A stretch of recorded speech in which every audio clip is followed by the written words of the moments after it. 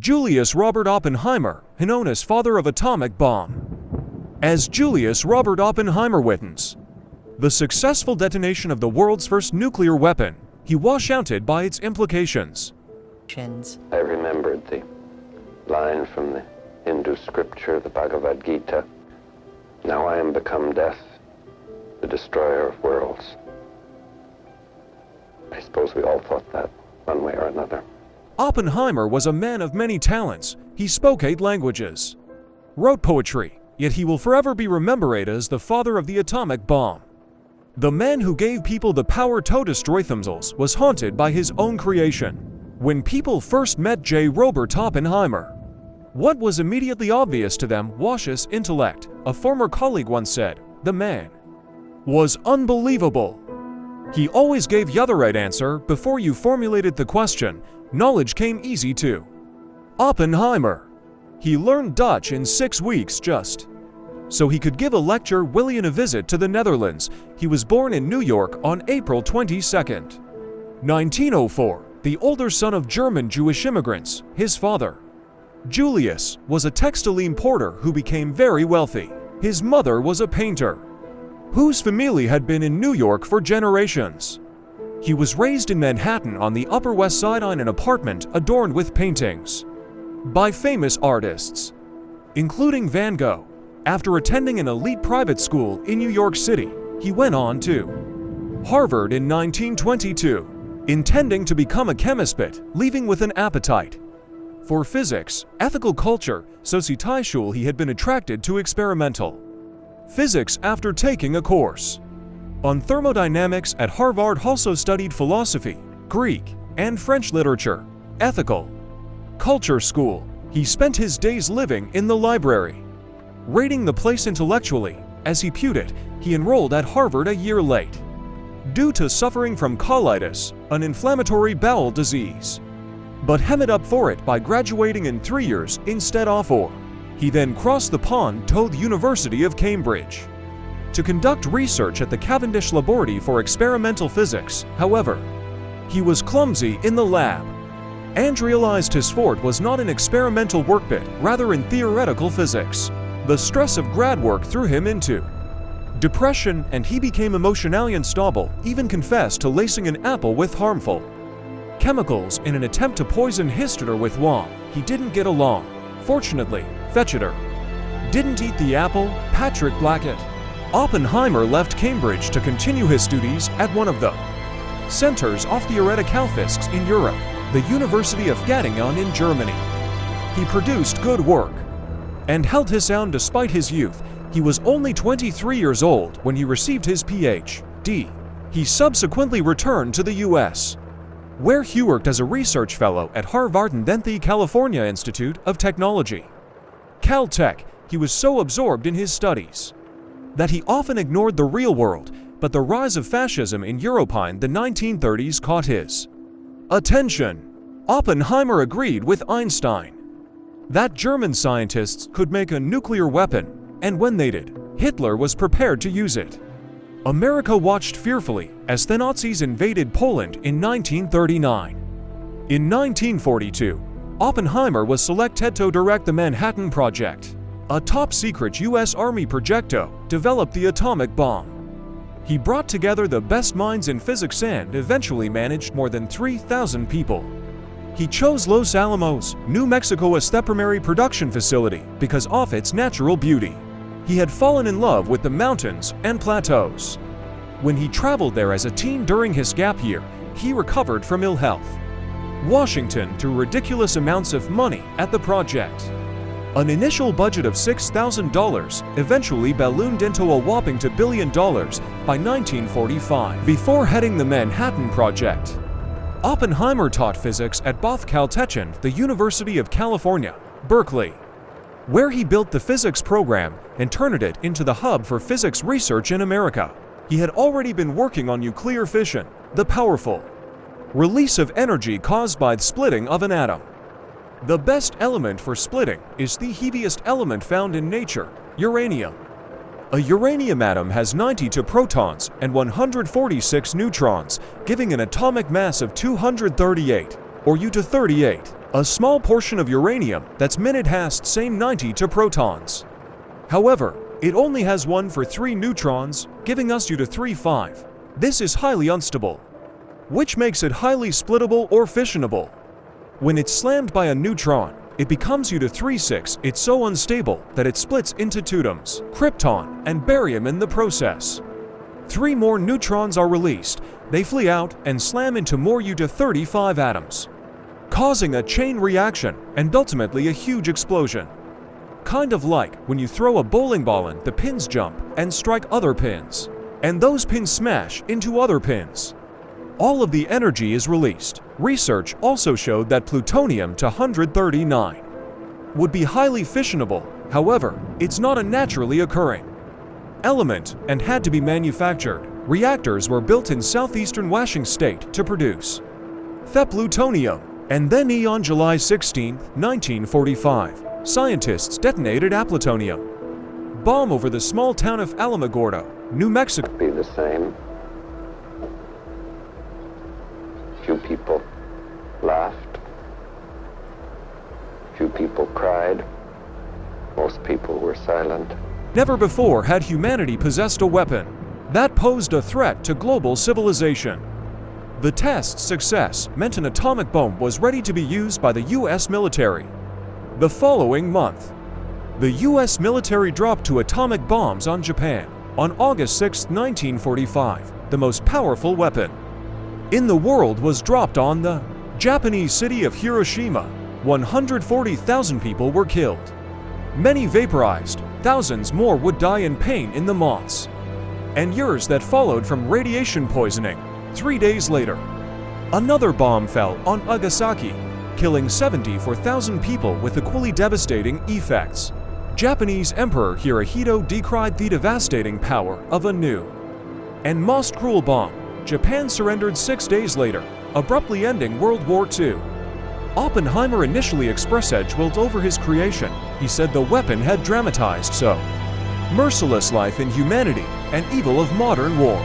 He continued, in some sort of crude sense, which no vulgarity, no humor, no overstatements can't he extinguish. The physicists haven't known sin, and this is a knowledge which they cannot lose. Yet a decade later, he appeared to distance himself from personal responsibility, pinning it on the state, saying, "I carry no weight in my conscience. Our work has changed the conditions in which men live." But the use made off these changes is the problem of governments, not of scientists. After the war, he became a key advisor on U.S. atomic policy. He headed the principal advisory committee of the successor to the Manhattan Project, the Atomic Energy Commission. The commission was a civilian agency in control of nuclear research and the development of nuclear weapons. He even had a desk in the president's executive offices across the street from the White House. But then, things began to turn against Oppenheimer. In December 1953, President Dwight Eisenhower ordered that a blank wall be placed between her, Oppenheimer, and any secret data. Oppenheimer was suspected of being a communist spy. He argued he was never interested in politics and economics. He apparently wasn't even aware of the stock market crash of 1929 until after the fact. However, he started connecting with left-leaning groups in the 30s and 40s after falling for Jean Tatlock. In 1936, friends introduced Oppenheimer to the grad student who was studying psychology at Stanford. Tatlock was extremely involved with politics. She was a member of the Communist Party of America and supported many left-leaning causes. Oppenheimer inherited hundreds of thousands of dollars after his father's death in the 30s and began supporting left-wing efforts, such as the Loyalists in the Spanish Civil War. They had a passionate relationship and were together for several years, coming close to marriage, but ultimately broke up. He went on to marry Kitty Pointing in 1940. She was a Berkeley student and was at one time a Communist Party member. They had 2 children together. He still continued to see his former love and spent a night with Tatlock while working on the secret bomb project in 1943. Tatlock told him she still loved him. He never saw her again. She was a complicated person and is said to have struggled with her sexuality. She also suffered from intense depression and would take her own life in 1944. Perhaps it was Tatlock's love of Thinglish Pope John Donne that compelled Oppenheimer to name the first test of the atomic bomb Trinity, inspired by Donne's sonnet about a three-person God, although Oppenheimer's communist affiliations were clearly known. They didn't stop him from getting hired on to lead the Manhattan Project. The FBI saw no reason to revoke his security clearance when they conducted an investigation in 1944, however. The onset of the Cold War brought renewed scrutiny. The Soviet Union conducted its first successful nuclear test in 1949. Ahead of America's estimates, people within the government were suspicious of Oppenheimer.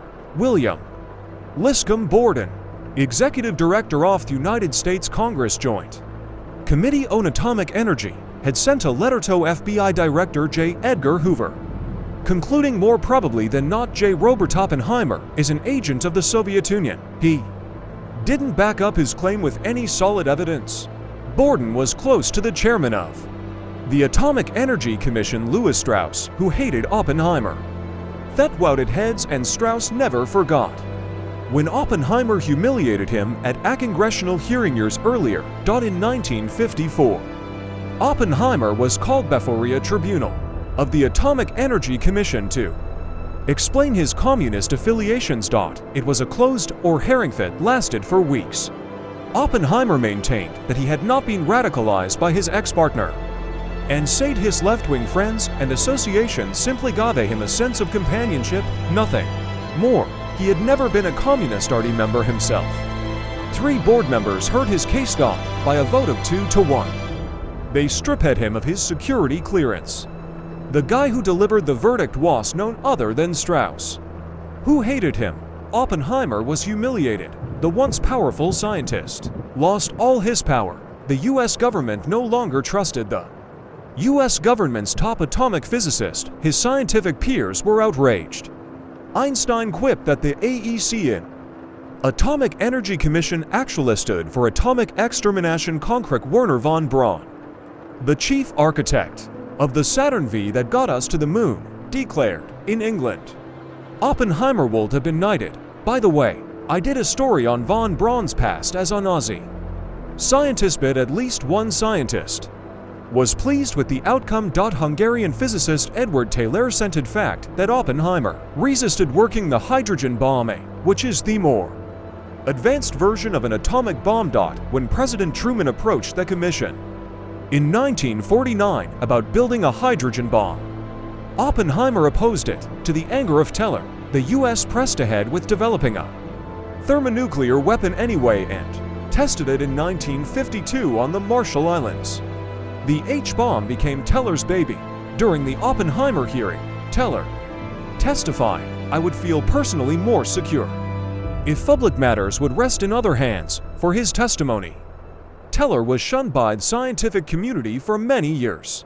Today, hundreds of declassified pages from the secret hearings have revealed Oppenheimer was not disloyal. The US Department of Energy concludes it proved impossible to link his lack of enthusiasm for the hydrogen bomb with suspicions of his disloyalty, producing another weapon with the potential to be 1,000 times more powerful than the atomic bomb was unfathomable to Oppenheimer. He felt the hydrogen bomb was necessary and immoral, fearing its use against civilians. He had used his position on the Atomenergy Commission to lobby for international control nuclear weapon to avoid a nuclear arms race with the Soviet Union. With his security clearance revoked, he settled in Princeton, New Jersey, where he still ran the Institute for Advanced Study, a research facility for postdoctoral fellows. He lived quietly until President John F. Kennedy invited him to the White House dinner of Nobel Prize winners in 1962. Oppenheimer never won a Nobel Prize himself, though he was nominated for the prize in physics 3 times. When the Kennedy administration offered him a new trial to potentially get his security clearance back, he declined. Further evidence that the government was warming up to him came in 1963, when President Johnson awarded him one of the highest scientific honors bestowed by a president. The from award which comes with $50,000 tax-free. In response, Oppenheimer said, "I think it is just possible, Mr. President, that it has taken some charity and some courage for you to make this award today." 2 years later, in 1965, Oppenheimer was diagnosed with throat cancer. He had been a notorious chain smoker all his life. The New York Times once described him as thin as the wisps from his chain-smoked cigarettes, or pipes. On February 18, 1967, he died at his home in Princeton. He was 62 years old.